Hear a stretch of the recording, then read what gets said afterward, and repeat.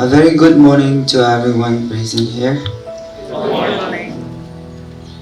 As the introduction has stated, my name is David. I am from Manipur and I belong to a Baptist community, not a Catholic. I took the honor and I'm thankful for inviting me here. And it's an honor for me to stand in front of you all. Today, I would mainly focus on I'll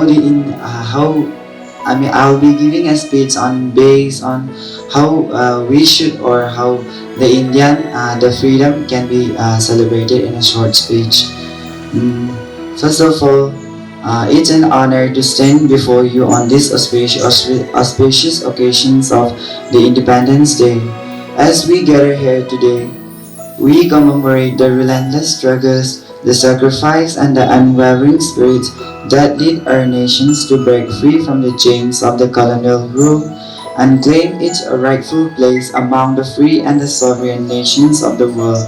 Our forefathers, who fought valiantly for the cause of freedom and envisions a nations where every citizen would be equal, where justice, liberty, and fraternity would be the cornerstones of our society. Today, we stand on the shoulders of those giants who dare to dream and transform the visions of our reality. Independence Day is not merely a date on the calendar, it is a symbol of collective strength, resilience, and a unity. It reminds us that the journey toward progress and prosperity is a continuous one, requiring a persistent effort, dedications, and collaborations. As we celebrate our nation's independence, let us also reflect on the challenges that lie ahead.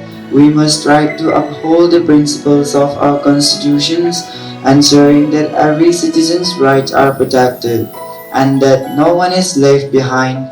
Let us work together, fostering an inclusive society where a diversity is celebrated and differences are bridged.